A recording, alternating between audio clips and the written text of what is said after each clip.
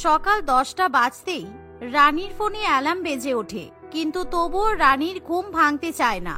অন্যদিকে রানীর শাশুড়িমা রত্নাদেবী চিৎকার করতে থাকে, কারণ সকালবেলা সবার জলখাবার খাওয়ার সময় হয়ে গেছে। আর বৌমা এখনো রান্নাঘরে যাওয়া তো দূরের কথা, এখনো পর্যন্ত ঘুম থেকে উঠতেই পারেনি। আরে সুকান্ত, অ্যালার্মটা বন্ধ করো, আমার ঘুমটা একেবারে ভাঙিয়ে দিল। একটু শান্তি করে ঘুমাবো তার জো নেই, তার উপর তোমার মায়ের ফাটা বাঁশের মতো গলা। প্রত্যেকদিন সকালে তোমার মায়ের গলা শুনতে আমার আর ভালো লাগে না। এই একদম আমার মায়ের নামে ফালতু কথা বলবে না, বুঝেছো? তুমি তখন প্রত্যেকদিন কুরের মতো বেলা 11টা পর্যন্ত ঘুমাও, তাহলে আমার মা কি করবে বলো তো? আমার মায়ের তো বয়স হয়েছে নাকি, ওনাকে ঠিক সময় মতো খেতে দিতে হবে। তাই দয়া করে এবার ঘুম থেকে ওঠো আর রান্নাঘরে যাও। বেলা 10টার সময় অ্যালার্ম বাজছে, তবুও ঘুম ভাঙছে না তোমার? সুকান্তর মুখে এমন সত্যি কথা শুনি রানীর ভীষণ পরিমাণে রাগ হয়। আসলে রানী খুবই অলস প্রকৃতির মহিলা ছিল। সকাল সকাল ঘুম থেকে উঠে সংসারের কাজকর্ম করতে মোটেই তার ভালো লাগে না, কিন্তু তবুও সেদিন রানী কোনো মতে ঘুম থেকে ওঠে। আর সে যখন রান্নাঘরে যাবে এমন সময়, এই যে বৌমা, তোমাকে আর দয়া করে রান্নাঘরে গিয়ে ব্রেকফাস্ট রান্না করতে হবে না, কারণ আমি মুড়ি চানাচুর মেখে খেয়ে নিয়েছি। তোমার জন্য অপেক্ষা করতে গেলে আমার পেটে গ্যাস হয়ে আমি মরে যাব। এমন কথা শুনে রানী খুবই খুশি হয়। তাই তখনই রানী ফোন নিয়ে সোফার উপর বসে পড়ে। আর বৌমার এরকম কাণ্ড দেখে শাশুড়ি মা একেবারে অবাক হয়ে ওঠে। কি ব্যাপার, তুমি সোফার উপর বসে ফোন ঘাঁটতে শুরু করলে কেন? তোমাকে ব্রেকফাস্ট রান্না করতে বারণ করলাম বলে তোমার কি আর অন্য কোনো কাজ নেই? আর কি কাজ আছে মা? আপনি যখন ব্রেকফাস্ট খেয়ে নিয়েছেন তাহলে তো আর বেকার বেকার রান্নাঘরে যাওয়ার কোনো মানেই হয় না। কালকে দুপুরবেলার ভাত আছে, ডাল আছে, ওটাই গরম করে দুপুরবেলাতে খেয়ে নেব। আর আপনি বরং আমাকে এখন 1 কাপ চা করে দিন, আর আমার জন্য একটু মুড়ি চানাচুর মেখে নিয়ে আসুন। এমন কথা শুনে শাশুড়ি মা একেবারে অবাক হয়ে যায়। আর রানী কোনো দিকে না তাকিয়ে ফোনের মধ্যে মুখ গুজে বসে থাকে। তাই বাধ্য হয়ে শাশুড়ি মা রান্নাঘরে গিয়ে বৌমার জন্য চা বানিয়ে নিয়ে আসে। সেই সাথে বৌমাকে মুড়ি চানাচুর মেখে পরিবেশন করে। এই যে চা আর মুড়ি চানাচুর খেয়ে বাথরুমে গিয়ে আমার শাড়ি জামা কাপড়গুলো ধুয়ে দাও। তোমাকে সেই 2 দিন ধরে বলে যাচ্ছি আমার শাড়িগুলো ধুয়ে দিতে, তবুও তুমি শুনছো না। প্রত্যেকটা শাড়ি ময়লা হয়ে পড়ে আছে। আরে শাড়ি ধোবো কি করে? আপনাকে তো বললাম যে ওয়াশিং মেশিনটা খারাপ হয়ে গেছে, তাই আমি কোনো শাড়ি জামা কাপড় পরিষ্কার করতে পারছি না। এই দেখুন না, নিজেই তো ময়লা শাড়ি পরে বসে আছি। এমন সময় সুকান্ত অফিসে জামা কাপড় পরে ঘর থেকে বাইরে বেরিয়ে আসে। আর তার জামা থেকে এমন বাজে গন্ধ বেরোয় যে রত্নাদেবী সেখানে দাঁড়িয়ে থাকতে পারে না, তাকে নাকে মুখে কাপড় চাপা দিতে হয়। কি ব্যাপার, তোর জামা থেকে এরকম ঘামের গন্ধ বেরোচ্ছে কেন বাবু? তোকে বলেছি না অফিস যাওয়ার সময় সব সময় পরিষ্কার শার্ট প্যান্ট পরে যাবি? তুই এরকম নোংরা জামা কাপড় পরে যাচ্ছিস কেন? কি করবো বলো মা, তোমার বৌমা সময় মতো কাজ করে। আমি গত 1 সপ্তাহ ধরে বলছি যে আমার অফিসের জামা কাপড়গুলো একটু ধুয়ে দিতে, কিন্তু আমার কোনো কথাই তো শোনে না। আর সবসময় ওয়াশিং মেশিন খারাপ হয়ে যাওয়ার দোহাই দিচ্ছে। সেই জন্যই তো জামা কাপড় থেকে এরকম ঘামের গন্ধ বের হচ্ছে। এই বলে সুকান্ত সেই নোংরা কুচকে যাওয়া জামা কাপড় পরেই অফিসে চলে যায়। আর এমন সময় রত্নাদেবীর ভীষণ খারাপ লাগে। আমার ছেলেটা মাস গেলে লক্ষ লক্ষ টাকা ইনকাম করে নিয়ে আসছে, আর তুমি সেই টাকাগুলো ভক্ষণ করছো, কিন্তু আমার ছেলের প্রতি একটুও খেয়াল রাখছো না। ওয়াশিং মেশিন খারাপ হয়ে গেছে তাতে কি হয়েছে? তুমি তো 2-1টা দিন হাতেও জামা কাপড়গুলো পরিষ্কার করতে পারো। এমনকি তুমি আমার ছেলে জামা কাপড়গুলো প্রেস পর্যন্ত করে দাওনি।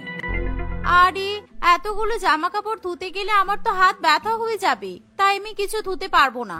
আপনার যদি ছেলে জামা কাপড়ের প্রতি এতই দরদ হয় তাহলে আপনি ধুয়ে দিন। আর হ্যাঁ, ওর জামা কাপড় পরিষ্কার করার সময় আমার শাড়িগুলোও কেচে দেবেন, ঠিক আছে?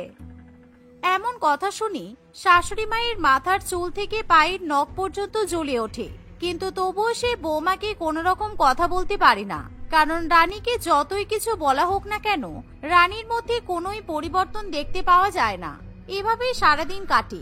আর রানী কখনো ফোন নিয়ে সোফার উপর বসে থাকে, আবার কখনো বা খাটের উপর গিয়ে শুয়ে পড়ে, কিংবা কখনো বান্ধবীদের সঙ্গে ফোনে গল্প করে। আর বান্ধবীরা ব্যস্ত থাকলে বাপের বাড়িতে ফোন করে কারো না কারোর সাথে গল্প করতে থাকে। আর একদিন যখন রানী বারান্দায় বসে টিভি দেখে, এমন সময় বাড়ির কলিং বেল বেজে ওঠে। দূর বাবা, আমার তো উঠতেই ইচ্ছে করছে না।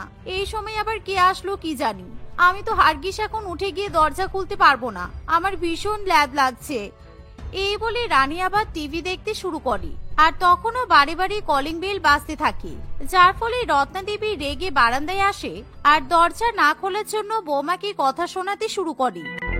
তখন থেকে কলিং বেল বাজছে, তোমার কানে কি কোনো আওয়াজ যায় না? আমি বাথরুম থেকে শুনতে পাচ্ছি। তাড়াতাড়ি করে দৌড়ে বাইরে এলাম, তুমি তো দেখছি একটা কাজও করতে পারো না।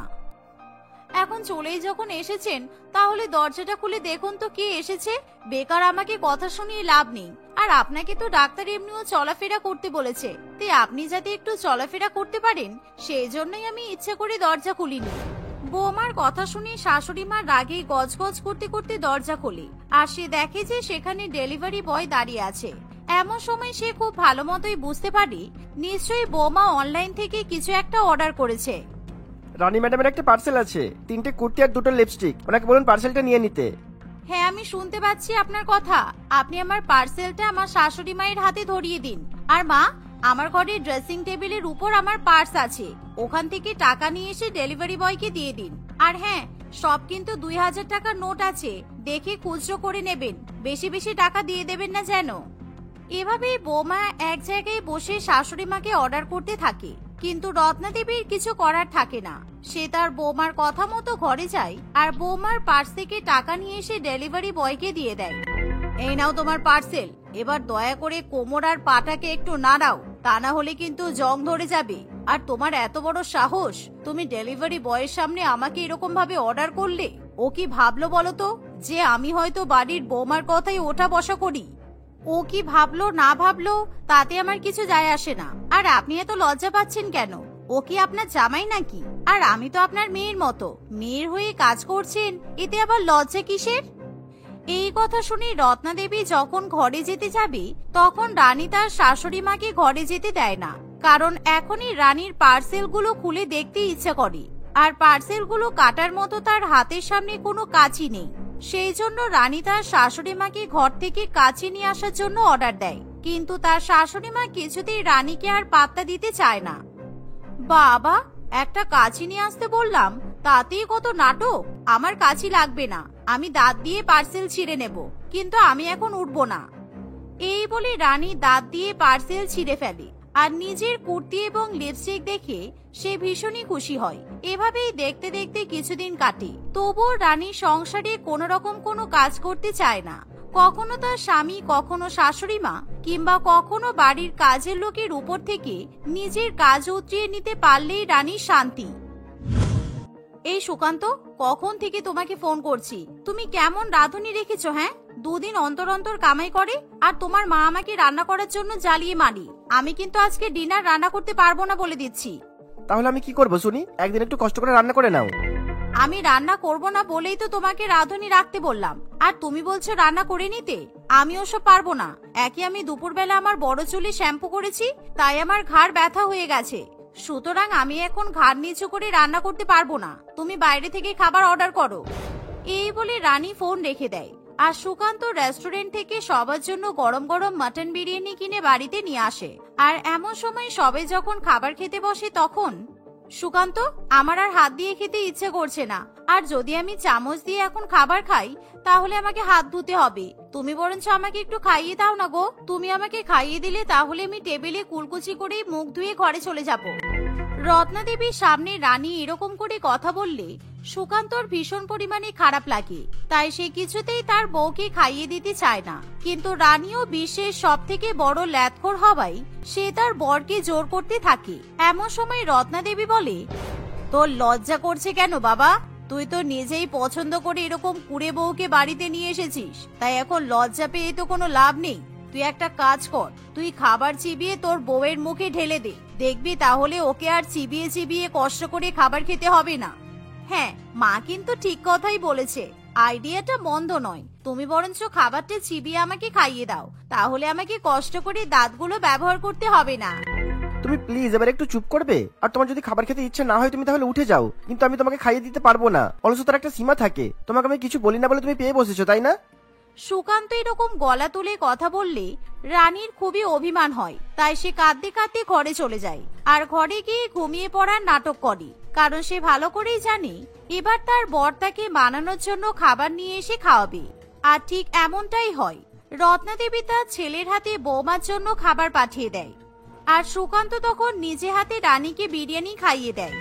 সুকান্ত, ওই টেবিলে জল আছে, আমাকে জলটা নিয়ে এসে দেবে গো, আমার খাট ছেড়ে মাটিতে নামতে ইচ্ছে করছে না। সুকান্ত এতক্ষণ ধরে অফিসে খাটাখাটনি করে কাজ সেরে বাড়িতে আসে, কিন্তু এখন বাড়িতে এসে বউয়ের জন্য তাকে খাটাখাটনি করতে হয়, তাই সুকান্ত আর পেরে ওঠে না। তবুও সে চুপচাপ আলো নিভিয়ে ঘুমিয়ে পড়ে। আর রানীর যে নিজের স্বামীর প্রতি একটুও মায়া দয়া নেই সেটা সুকান্ত খুব ভালো মতোই বুঝতে পারি। এভাবেই দেখতে দেখতে কিছুদিন কাটে। আর একদিন বাড়ির কাজের মেয়ে বাসন মেজে চলে যাওয়ার পর বাসনগুলোতে সাবান লেগে থাকে।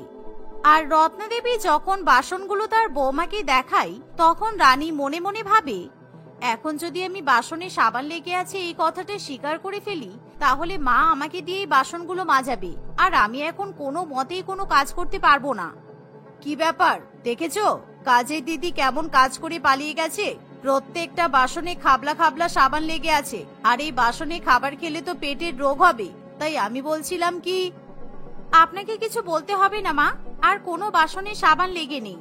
আপনার চোখে মনে হয় পাওয়ার বেড়েছে, আর আপনার যদি মনে হয় বাসন নোংরা তাহলে ধুয়ে নিয়ে এসে খাবার খেয়ে নিন, কিন্তু আমি এই বাসনেই খাবার খাবো। এই বলে রানী নোংরা বাসনে খাবার খেতে শুরু করে। আর রানীর এরকম অলসতা দেখে শাশুড়ি মা একেবারে অবাক হয়ে যায়, কিন্তু শাশুড়ি মা নিজের থালা ধুয়ে নিয়ে এসে দুপুর বেলায় খাবার খায়। এভাবেই দেখতে দেখতে আরো কিছুদিন কাটে, আর প্রত্যেকদিন এইভাবেই চলতে থাকে। রানীর হাত থেকে কখনো যদি কোনো জিনিস নিচে পড়ে যায় তাহলে সেই জিনিসটা রানী কখনোই তুলে রাখে না, তার শাশুড়ি মাকে সেই জিনিসটা তুলে রাখতে হয়। এমনকি বাড়ির জল ভরা থেকে শুরু করে সোফার তলায় ময়লা হলে সেই ময়লা পর্যন্ত শাশুড়ি মাকে পরিষ্কার করতে হয়। মা, আপনি যখন ময়লাগুলো পরিষ্কার করছেন তাহলে সোফাটাও পরিষ্কার করে দিন। আপনি তো ভালো করেই জানেন আমার কোমর নিয়ে নড়তে ইচ্ছে করে না, না হলে আমিই পরিষ্কার করে দিতাম। বৌমার এমন কথা শুনে শাশুড়ি মায়ের কিছু করার থাকে না। এভাবে দেখতে দেখতে আরো কিছুদিন কাটে। আর একদিন হঠাৎ করে রানীর ভীষণ পরিমাণে জ্বর আসে, কিন্তু জ্বর হওয়ার ফলে রানী মনে মনে খুবই খুশি হয়, কারণ এখন সে সারাদিন ঘুমিয়ে থাকতে পারবে। কিন্তু ঘটনাটা হয় একেবারে হিতে বিপরীত। ধীরে ধীরে রানীর জ্বর এমন পরিমাণে বাড়তে থাকে যে রানী ভীষণ পরিমাণে কষ্ট পায়, আর সে অত্যন্ত দুর্বল হয়ে ওঠে। দেখুন, দীর্ঘদিন ধরে উনি নোংরা জিনিসপত্র খেয়েছেন আর খুব নোংরা ভাবে থাকেন, সেই জন্যই ওনার গায়ে ভাইরাস অ্যাটাক করেছে। আর ওই ভাইরাসের জ্বর ছাড়তে 1 মাস সময় লাগবে, আর 1 মাস উনি কোনো মতেই বিছানা থেকে উঠতেও পারবেন না, আর ওনাকে কষ্ট সহ্য করতে হবে। এরকম ভাবে পার্সেল দাঁত দিয়ে কাটার ফলে তার দাঁত থেকে পেটের মধ্যে জীবাণু চলে যায়, আর সেই সাথে রানী সব সময় ময়লা নোংরা জামা কাপড় পরে থাকে। তার উপর সাবান মাখানো থালায় খাবার খাওয়ার জন্য তার শরীরের এরকম অবস্থা হয়ে দাঁড়ায়। আর এই ব্যাপারগুলো রানী যখন বুঝতে পারে তখন তার কাছে কিছুই করার থাকে না। সে ঈশ্বরের কাছে প্রার্থনা করে যাতে সে তাড়াতাড়ি সুস্থ হয়ে উঠতে পারে। 1 মাসের মধ্যে রানী সুস্থ হয়ে ওঠে। তবে এরকম ঘটনার পর থেকে রানী আর কখনো অলসতা করে না। মেঘনা তার বাবা মায়ের সঙ্গে একটি শহরে থাকতো। তার বাবা মা দুজনেই কর্মরত ছিল। ছোটবেলা থেকেই মেঘনার বাইরে খাওয়ার একটা খুব বাজে অভ্যাস তৈরি হয়েছিল। প্রত্যেকদিন ব্রেকফাস্ট অথবা লাঞ্চ সে বাইরেই করত। এখন মেঘনা কলেজে পড়ে। কলেজের পড়াশোনার চাপে তার বাড়িতে কখনোই খাওয়া হয়ে ওঠে না। কখনো কখনো সে রাত্রিবেলা বাবা মায়ের সঙ্গে ডিনার করে, কিন্তু সেই ডিনার করাতেও মেঘনার বাবা বিকাশ বাবু তার মেয়ে আর স্ত্রীকে বাইরের কোনো রেস্টুরেন্টে নিয়ে যায়। এভাবেই দিন কাটানোর ফলে যেমন বিকাশ বাবু এবং তার স্ত্রী রঞ্জনা দেবীর চেহারা ভারী হতে থাকে, তেমনি মেঘনার চেহারাতেও প্রত্যেকদিন বাইরে খাওয়ার ফল দেখতে পাওয়া যায়। আজকে কিন্তু আমি বাড়িতে ডিনার করব না, আগেই বলে দিলাম। আজকে আমার বন্ধু অদিতির জন্মদিন। ও বলেছে আমাদের সবাইকে নিয়ে রেস্টুরেন্টে ট্রিট দেবে। আমি একেবারে খেয়ে দিয়েই বাড়ি ফিরবো। সকালে আর দুপুরে তো তোর বাড়িতে খাওয়াই হয় না, অন্তত রাতের ডিনারটা তো বাড়িতে কর। নিজের শরীরটা তো একেবারে খারাপ করে ফেলছিস। আমি বাইরে খাবো বললেই তুমি এমন কেন করো মা? ছোটবেলা থেকে প্রত্যেক দিনই তো পিৎজা বার্গার পাস্তা এইসব খেয়ে দিন কাটিয়েছি। তোমরা তো কখনো আমার জন্য বাড়িতে কিছু রান্না করে যাওয়ার মতো সময় পেতে না। আর এখন যখন বড় হয়ে বাইরে যেতে চাই তখন বারবার কেন এমন ঝামেলা করো?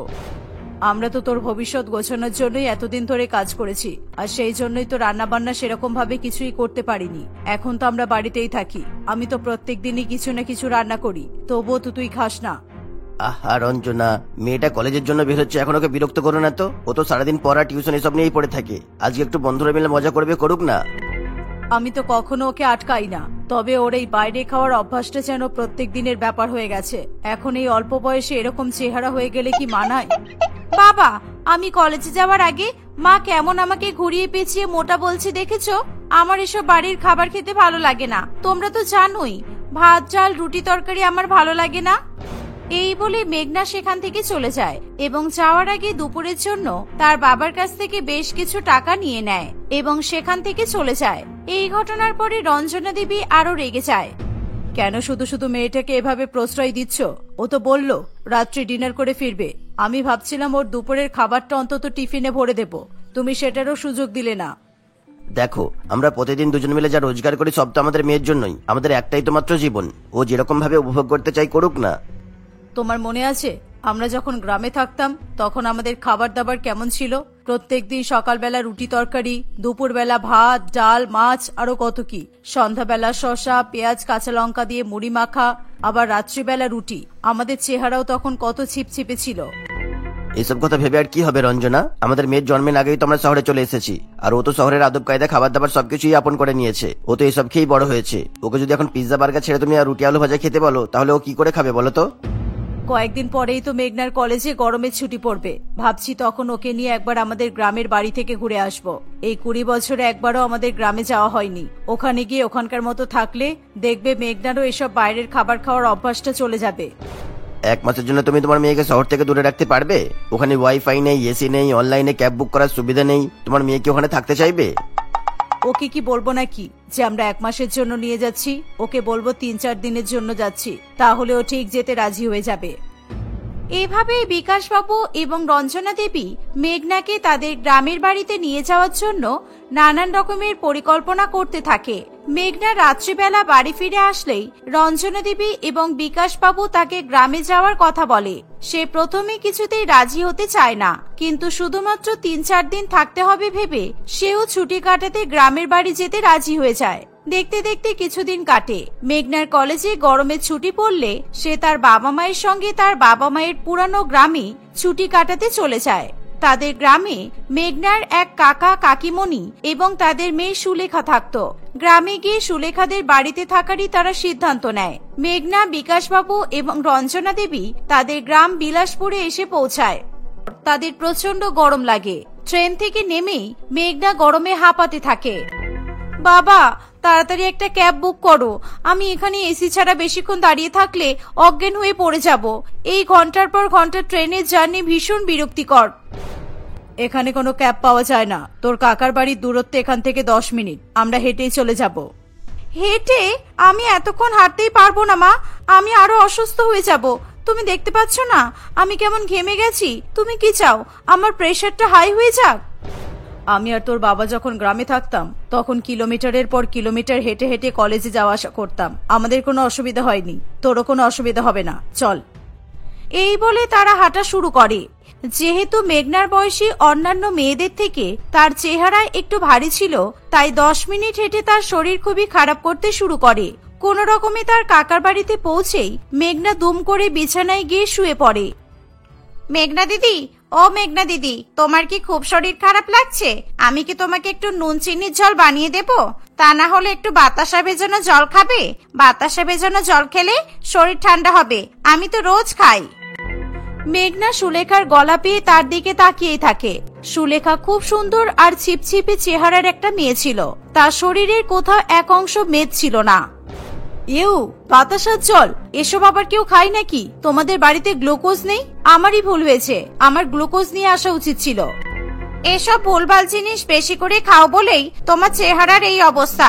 10 মিনিট হেঁটে এসেই তোমার এরকম শরীর খারাপ হয়ে গেল। আমি প্রত্যেকদিন 8 ঘন্টা করে হেঁটে হেঁটে কলেজে যাই, আর কলেজ শেষ হয়ে গেলে 8 ঘন্টা হেঁটে হেঁটে বাড়ি আসি। সেই জন্যই বুঝি তোর চেহারা এত সুন্দর। আমি তো শহরে গাড়ি ছাড়া এক মুহূর্ত চলতে পারি না। শুধু সেই কারণেই নয় গো মেঘনা দিদি, আমাদের গ্রামে তো সব নির্ভেজাল খাবার দাবার পাওয়া যায়। আশেপাশের ক্ষেত থেকে আনা সবজি, বাড়ির পাশের রাইস মিল থেকে আনা চাল, নিজেদের বাড়ির গাছের ফলমূল এসব খেয়েই তো আমরা থাকি। তাই জন্যই আমাদের চেহারা সব এরকম। তোমরা শহরের লোকেরা তো সারাদিন শুধু জাঙ্ক ফুড খেয়েই থাকো। ঠিক আছে, আর এত জ্ঞান দিতে হবে না। কি যেন বললি? কিসের জল? ওটা নিয়ে আয়, আমার এখন শরীর খারাপ লাগছে। এই বলে মেঘনা সুলেখাকে সেখান থেকে পাঠিয়ে দেয়। সুলেখা কিছুক্ষণ পর তার জন্য শুকনো মুড়ি এবং জল বাতাসা নিয়ে আসে।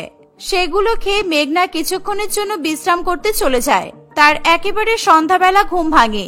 ঘুম থেকে উঠেই মেঘনার খুব খিদে পেয়ে যায়। রাতের খাবার চাইতে গেলে সে দেখে তার কাকার বাড়িতে ডিনারে রুটি এবং আলু পটলের তরকারি হয়েছে। এই সমস্ত খাবার দেখেই মেঘনার মাথা গরম হয়ে যায়। তোমরা কি আমাকে গ্রামে নিয়ে এসে গরু বানিয়ে দেবে একেবারে? দুপুরবেলাও শুধু জল বাতাস আর মুড়ি খেয়ে ঘুমিয়েছি। ভাবলাম রাত্রিবেলা pizza, burger, fried rice, chilli chicken কিংবা বিরিয়ানি এসব কিছু খেতে পারবো। আর তোমরা সেই জায়গায় রুটি আর আলু পটলের তরকারি করেছো। আমি কালকে বাজার থেকে ভালো মাছের মাংস নিয়ে আসবো। আজ একটু কষ্ট করে হলেও এটা খেয়ে নে মা। এসব হালকা খাবার খাওয়াই ভালো, শরীর মন দুটোই চাঙ্গা থাকে। 3 দিনের জন্য এখানে ঘুরতে এসেছি, আর তোমরা আমাকে এসব খাওয়াচ্ছ? কাকু, তোমরা যা খাবে খাও, আমার জন্য অন্তত 1 প্যাকেট বিরিয়ানি এনে দাও। আমাদের বাড়ি থেকে বিরিয়ানির দোকান প্রায় 1 কিলোমিটারের পথ, আর এখন তো কোনো রিক্সাও ওদিকে যাবে না। গ্রামের রাস্তা তো বুঝতেই পারছিস, একেবারেই আলো নেই। অত দূরে সাইকেল চালিয়ে যেতে আমারও তো অসুবিধা হবে। আজকের দিনটা একটু মানিয়ে নে না মেঘনা। তার মানে তোমরা আমাকে প্রত্যেকদিন এসব খাবারই খাওয়াবে? রোজ রোজ ঘরের খাবার? আমাদের শহরে চারিদিকে কত দোকান, কোথাও এগরোল পাওয়া যাচ্ছে তো কোথাও চাউমিন। আমার কখনো খাবার নিয়ে এত অসুবিধা হয়নি। এই 3-4 দিন আমি কি করে কাটাবো? 3-4 দিন? আমরা তো এখানে 1 মাস থাকবো। ততদিনে তোর এখানকার খাবার দাবার খাওয়ার অভ্যাস হয়ে যাবে, আর তোর চেহারাটাও আগের থেকে ঠিক হয়ে যাবে। 1 মাস? তুমি কি আমাকে পাগল ভেবেছো? এইভাবে এসি ওয়াইফাই ছাড়া আমি 1 মাস এখানে কিভাবে কাটাবো? তার উপর এইসব খাবার। আমাকে কালকেই তোমরা ট্রেনে তুলে দেবে। তোমাদের যতদিন ইচ্ছা হয় তোমরা এখানে থাকো।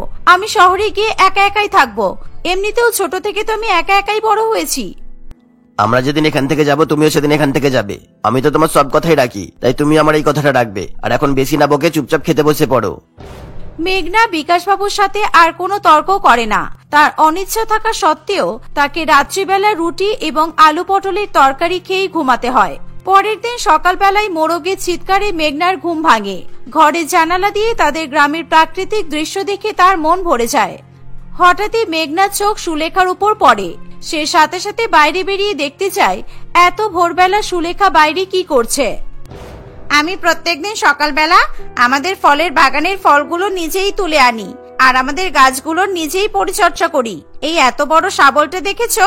এটা দিয়ে আমি একা হাতে মাটি কোপাই, আর তুমি তো বোধহয় এটা তুলতেই পারবে না। আমি তোর থেকে 1 বছরের বড় হলেও কিন্তু বড়, আর আমার শক্তি তোর থেকে অনেক বেশি। আমাকে চ্যালেঞ্জ করিস না। দে দেখি শাবলটা, এদিকে দে। অত ভারী শাবলটা হাতে নিয়েই মেঘনা হাঁপিয়ে ওঠে। সে কিছুতেই ওটাকে তুলে ওটা দিয়ে মাটি কোপাতে পারে না। অথচ তার থেকে রোগা পাতলা সুলেখা কি সুন্দর সেটাকে তুলে এদিক ওদিক ঘুরিয়ে সেটা দিয়ে সুন্দরভাবে মাটি কুপিয়ে তাতে চারা গাছ লাগায়। তুমি শহরে জাঙ্ক ফুড খেয়ে এরকম চেহারা বানিয়েছো দিদি। তোমার মধ্যে শক্তি বলতে কিচ্ছু নেই। আমাদের বাড়িতে 1 মাস থাকবে তো দেখবে তোমাকে একদম ফিট বানিয়েই শহরে পাঠাবো। এই বলে সুলেখা আবার নিজের কাজ করতে শুরু করে। কিছুক্ষণ পরে তার কাজ হয়ে গেলে সে মেঘনাকে নিয়ে তাদের গ্রাম ঘুরতে বেরোয়। গ্রামের নানান রকমের ফলের গাছ থেকে ফল পেড়ে সে নিজেও খায় এবং মেঘনাকেও খেতে দেয়। এভাবে তারা প্রত্যেকদিন সকালবেলায় ঘুরতে বেরোয়। মেঘনা বাধ্য হয়ে প্রত্যেকদিন তার কাকার বাড়িতে আনা শাকসবজি, ফলমূল এইসব খেয়ে দিন কাটায়। মাঝে মাঝে সুলেখা আর দেবেশবাবু নিজেদের পুকুর থেকে মাছ ধরে আনে, আর সুলেখার মা সুন্দরভাবে সেই সমস্ত মাছ রান্না করে। দেখতে দেখতে বেশ অনেকগুলো দিন কাটে। মেঘনা বুঝতেই পারে না কবে তার চেহারা আগের থেকে এত ভালো হয়ে গেছে। তার ত্বক উজ্জ্বল হয়ে গেছে, তার চুলও আগের থেকে অনেক বেশি লম্বা এবং ঘন হয়ে এসেছে। সত্যি গ্রামের খাবার এত ভালো, 1 মাসের মধ্যে একেবারে আমাকে পাল্টেই ফেললো। আমি কতবার ডায়েট করার চেষ্টা করেছি, মুখে, চোখে, চুলে কত রকমের কসমেটিক্স ব্যবহার করেছি, তাও কোনো পরিবর্তন আসেনি। আর এখানে সকাল বিকাল এত এত খাবার খেয়েও আমার ওজন কমে গেল। এসব কিছু তো নির্ভেজাল খাবার খাওয়ার কারণেই হয়েছে। এখানে আসার পর থেকে তুমি তো তেলে ভাজা ছুঁয়েও দেখোনি, তাই জন্যই তোমার চুল, ত্বক আর চেহারা সব পাল্টে গেছে। তোমাকে এখন আগের থেকে দেখতে কত সুন্দর দেখাচ্ছে। তোর সাথে সকালবেলা বেরিয়ে আমি মাইলের পর মাইল হেঁটেছি, তবুও ক্লান্ত বোধ করিনি। আর শহরে আমি দুপা হাঁটলেই শুধু ঘেমে যেতাম আর আমার শরীর খারাপ করতো। ভাগ্যিস বাবা মা আমাকে এখানে নিয়ে এসেছিল। কিন্তু তোমরা তো কালকেই চলে যাবে, তারপরে শহরে গিয়েই তুমি আবার আগের মতো ভুলভাল খাবার খাওয়া শুরু করে দেবে, আর তুমি আবার আগের মতো মোটা হয়ে যাবে। কোনো মতেই আমি আর প্রত্যেকদিন ওসব ভুলভাল খাবার খাবো না রে। এত সুন্দর করে আমি নিজেকে পাল্টে ফেলেছি, আমি আমার পুরানো রূপে কিছুতেই ফিরে যেতে চাই না আর। এভাবেই তারা দুজন নানান রকমের আলোচনা করতে থাকে। পরের দিন সকালবেলা মেঘনা তার বাবা মায়ের সঙ্গে শহরে ফিরে আসে। সে আর আগের মতো বাইরে জাঙ্ক ফুড খায় না। মেঘনা এখন আগের থেকে অনেক বেশি স্বাস্থ্য সচেতন হয়ে উঠেছে। মেঘনার এমন পরিবর্তন দেখে রঞ্জনা দেবী আর বিকাশ বাবু খুবই খুশি হয়।